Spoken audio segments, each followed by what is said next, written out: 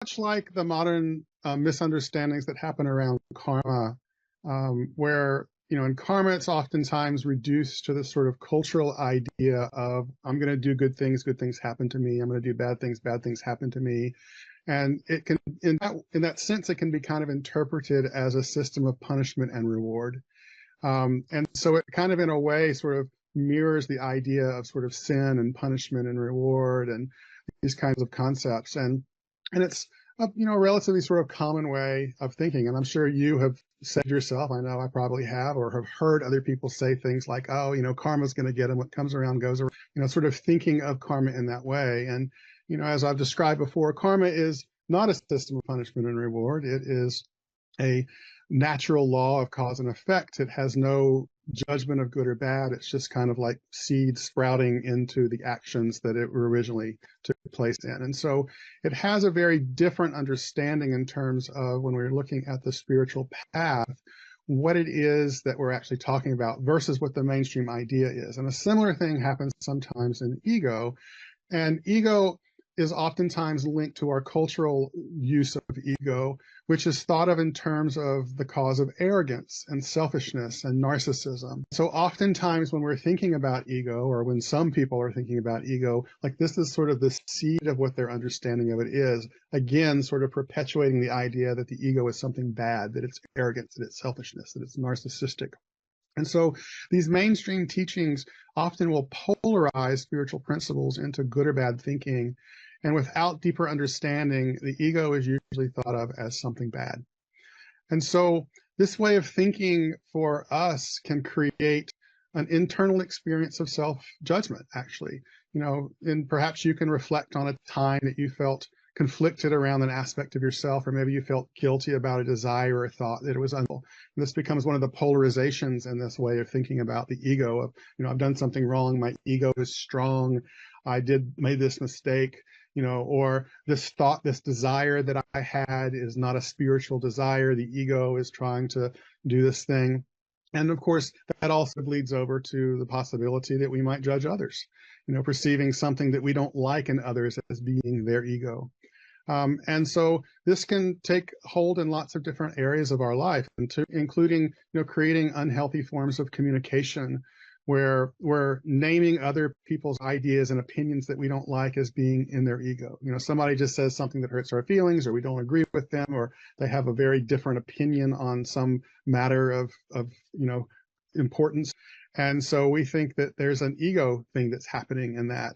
Or we might think that. And so when we start to think of the people as these labels of, of what we think their ego is, then it's hard for us to really see like the bigger picture and the bigger experience and sort of soften into what's happening. So like when someone tries to take a confident step forward, I've seen this happen before. Somebody sort of builds up and says, I'm ready to go do this thing. And somebody will come along and say, that's just your ego talking.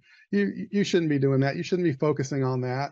That's just you trying to be important. Well, maybe that's really their passion and their path, and it's not them actually just trying to be important. So we can have those kinds of ideas. And then we can also polarize and limit our perceptions. And so this is one of the things that I've seen quite often in, especially like on social media and other types of places, where there's this polarization that starts to happen, where there's a sense of awareness that there is, of course, genuinely, people that are, very selfish, that might be actually diagnosable as narcissists, that, have these kinds of actual personality problems. And the understanding of that, of course, is helpful in that we want to learn to protect ourselves. We want to learn to not get pulled into unhealthy dynamics. But there can also be the potential that becomes this sort of quick rebuttal of a label and an ego. And so we might just get hurt, or somebody does something that we don't like, and we forget about sort of the fullness of their being, and all of a sudden the defining factor becomes their ego, that they're a narcissist, that they're toxic, that they're selfish. And we limit them to being the one behavior, which may be true in the moment. I'm not denying the potential that they did behave that way, but it limits our perception of sort of the totality of their being. And it puts us in a position where we're just judging this one thing and not seeing the essence of who they are beyond that.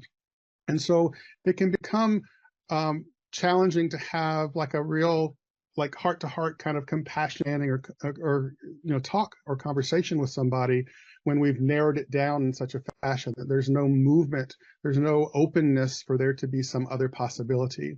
And so these are moments when mainstream misconceptions about the ego have likely, thrown us off. So the unintended effect of thinking this way is it becomes easy to name ego as the cause of anything that we don't like or we agree with. It becomes easy to label something that we don't like as something wrong with the other person.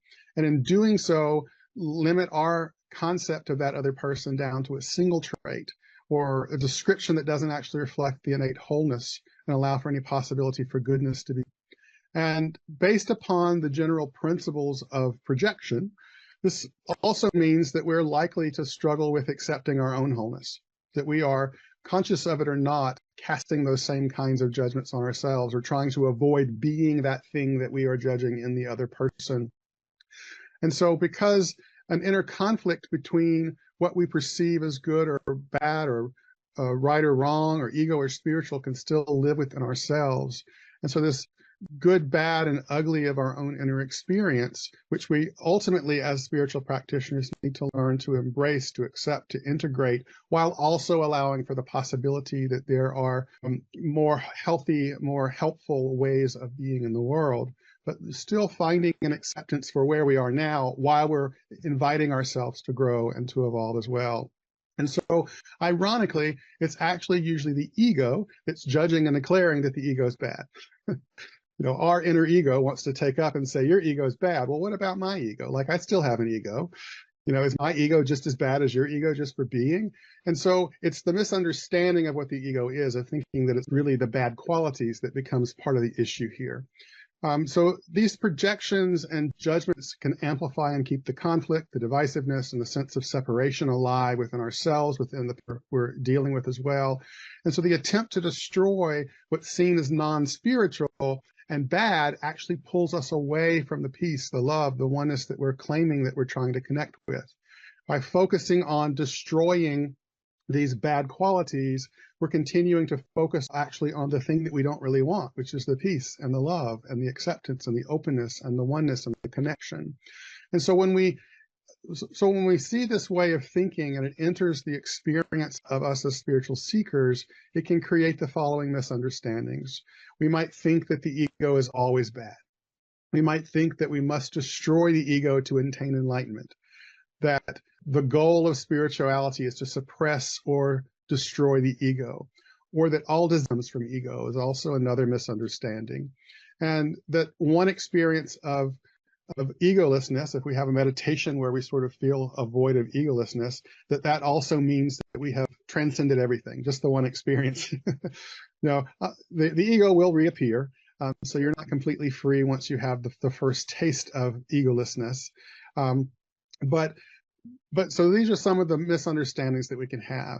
And so it retains this limited idea that the actual ego is limited to this thing of like the ego is arrogant, this thing is bad. And so these misunderstandings can lead to some confusion and some misdirection, where approaching our spiritual practices from the wrong perspective, which can perpetuate our limited experience of self. We want to really understand what the ego is and what we're actually dealing with in our practices. Otherwise, we're potentially waging this battle against it. These misunderstandings can create internal conflict and unnecessary suffering. We can create an inner battle against our own self, continuing to suppress and struggle against our own nature and our experiences. It can create an experience of spiritual bypassing, where we start to use our own spiritual beliefs and our ideas as a way of avoiding our unresolved issues that negatively affect us in any areas of our life. This could include avoiding deep-seated traumas or others, believing them to be bad and the ego should be avoided or suppressed, and just not wanting to feel the discomfort of quote-unquote negativity. And in fact, calling out the ego in others is almost always a projection and spiritual bypassing to avoid looking at our own self. And so we want to be mindful of that. And then the misunderstanding of ego can even just block genuine spiritual experience. We may avoid authentic living, believing that our desires, our passions, and interests are just ego, or create false masks of humbleness and non-attachment to appear more spiritual and to have less ego. So the ego can even play the part of I don't have an ego by trying to be very humble, very kind, but not really connected to a genuineness. It's just sort of playing the role.